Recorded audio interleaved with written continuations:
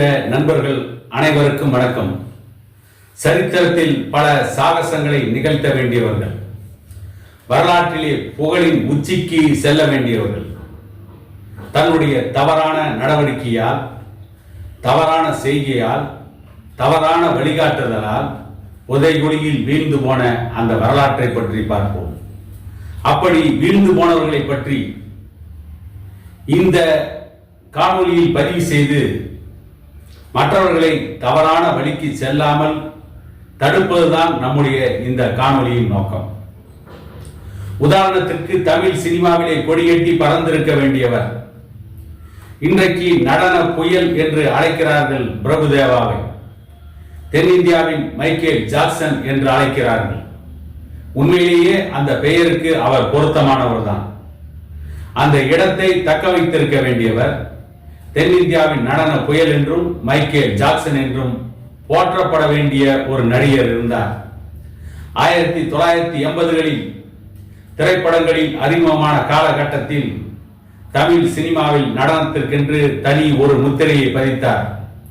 அவர் யார் என்று கேட்டால், தமிழ் சினிமாவின் குணச்சித்திர நடிகராக, வில்லனாக, காமெடியனாக பல கோணங்களில் தமிழக மக்களின் இதயங்களை கொள்ளையடித்த நாகேஷ் என்கின்ற நடிகர்.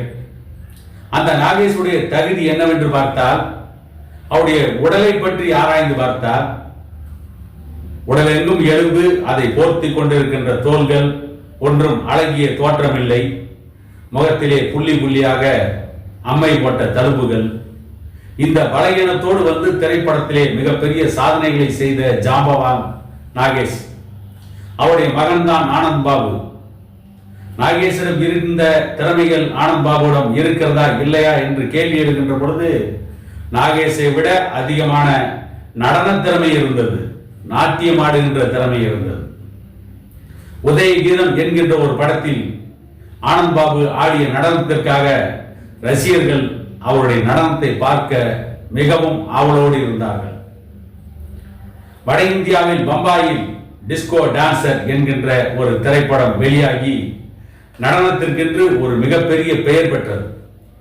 அந்த படத்தில் நடனத்தை புயல் வேகத்தில் ஆடி அற்புதமான நடன அசைவுகளை தந்து ரசிகர்களை கொள்ளை கொண்டவர் அந்த ஹிந்தியிலே நடிகராக இருந்த மிதுன் சக்கரவர்த்தி. அந்த திரைப்படத்தை தமிழில் பாடும் வானம் பாடி என்கின்ற பெயரில் தயாரிக்கின்ற பொழுது அன்றைக்கு அவர்களுக்கு தென்பட்ட திறமையுள்ள நடிகர் ஆனந்த் பாபு. ஆனந்த் பாபு தான் அப்படி நடனத்தை திரைப்படத்திலே ஆட முடியும், அப்படிப்பட்ட நடன திறமை ஆனந்த் பாபுக்கு தான் இருக்கிறது என்று அந்த திரைப்படத்திலே ஆனந்த் பாபுவை நடிக்க வைத்தார்கள். அவரும் தன்னுடைய அசாத்திய நாட்டிய திறமையால், நடன திறமையால் அந்த படம் மிகப்பெரிய வெற்றி பெற்றது. அன்றைக்கு ஆனந்த் பாபு உலகெங்கும் பேசப்பட்டார். அன்றைக்கு ஆனந்த் பாபு தமிழகம் எங்கும் பேசப்பட்டார். தமிழில் அற்புதமான நடன கலைஞன் நாகேஷுடைய மகன் ஆனந்த் பாபு என்று சொன்னார்கள்.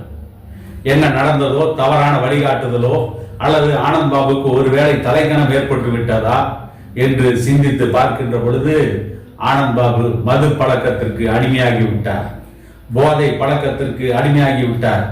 குறித்த நேரத்தில் படப்பிடிப்புக்கு வருவதில்லை, சொன்னதை செய்வதில்லை, காலம் தாழ்த்தினார், சொன்ன வாக்குகளை காற்றிலே பறக்க விட்டார்.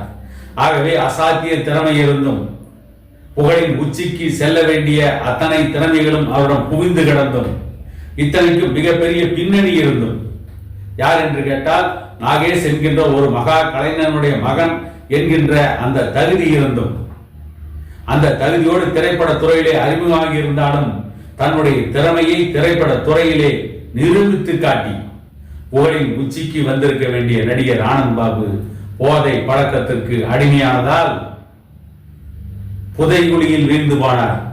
பல ஆண்டுகள் திரைப்பட துறையிலேயே அவர் தலை காட்ட முடியவில்லை. கடைசியில் நாடி அடங்கி வயதாகிவிட்டதற்கு பிறகு இப்பொழுது 1-2 திரைப்படங்களில் தலை காட்டிக் கொண்டிருக்கிறார். முன்பு போல் இனி அவரால் நடனமாட முடியாது. ஏனென்றால் இளமை காலங்கள் ஓடிவிட்டது. கை கால்களை வில்லை போல் அசைக்கின்ற ஆற்றல் இருந்தது ஆனந்த் பாபுவிடம். ஆனால் அந்த ஆற்றலை எல்லாம் சிதைத்து விட்டு தன்னுடைய வாழ்க்கையும், புகழின் உச்சிக்கு செல்ல வேண்டிய வாழ்க்கையும் சிதைத்து விட்டார். மற்ற நடன கலைஞர்களுக்கெல்லாம் கை கால்கள் அசையும், ஆனால் ஆனந்த் பாபுவுக்கு மட்டும் உடலே வில்லாக வளையும்.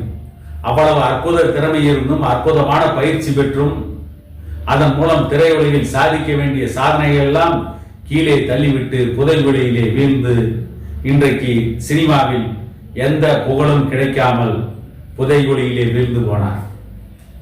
அதை போல விளையாட்டு உலகில், கால்பந்தாட்ட உலகில் தனக்கென தனி முத்திரை பதித்தவன் அர்ஜென்டினா நாட்டின் தியாகோ மரடோனா. மரடோனா அர்ஜென்டினா நாட்டின் கால்பந்தாட்ட அணியில் விளையாடுகின்ற பொழுது அர்ஜென்டினா நாட்டு கால்பந்தாட்ட அணி உலகத்தில் இருக்கின்ற அத்தனை கோப்பைகளையும் வென்றது. அவருடைய கால்களுக்கு நடுவிலே மாட்டிய பந்துகள் கோல்களாக மாறிய அதிசயத்தை அன்ற உலகம் பார்த்து வியந்தது. அந்த அளவுக்கு அசாத்திய திறமை படைத்தவன் தியாகோ மரடோனா விளையாடுகிறான் என்று சொன்னால் அன்றைக்கு கால்பந்தாட்ட ரசிகர்கள், கோடிக்கணக்கான ரசிகர்கள், உலகத்திலே இருந்த அத்தனை ரசிகர்களும் தொலைக்காட்சியின் முன்னால் தவம் கிடந்தார்கள் அவனுடைய கால்பந்தாட்டத்தை பார்ப்பதற்கு. அந்த அளவுக்கு திறமை வாய்ந்தவன். ஒரு காலத்தில் இத்தாலி நாட்டு அணிக்கு கூட விளையாடியவன், உலகின் பல்வேறு நாட்டு அணிகளுக்காக விளையாடியவன், கால்பந்தாட்ட உலகின் ஜாம்பவான் என்று போற்றப்பட்டவன். கொஞ்சம் கொஞ்சமாக போதை பழக்கத்திற்கு அடிமையானான். ஊக்க மருந்து பயன்படுத்தியதாக குற்றம் சாட்டப்பட்டு உலக கால்பந்தாட்ட போட்டி நடந்து கொண்டிருந்த பொழுது பாதியிலே வெளியேற்றப்பட்டான். அதற்கு பிறகு போதை பழக்கத்திற்கு தொடர்ந்து அடிமையாகி கடைசியில் அனைத்து புகழையும் இழந்து விட்டான்.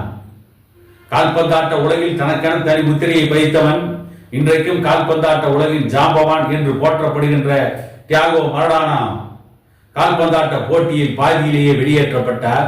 பாதியிலே வெளியேற்றப்பட்ட தியாகோ மரடோனா தொடர்ந்து போதை பழக்கத்திற்கு அடிமையானதால் அந்த போதை பழக்கத்திலிருந்து மீள்வதற்காக இந்தியாவின் கேரள மாநிலத்திற்கு வந்து அந்த போதை பழக்கத்திலிருந்து மீண்டு திரும்பவும் சென்ற பொழுது அவருக்கு வயதாகிவிட்டதால் மீண்டும் அவர் கால்பந்தாட்ட அணியில் இடம்பெற முடியாத சூழ்நிலை ஏற்பட்டு விட்டது.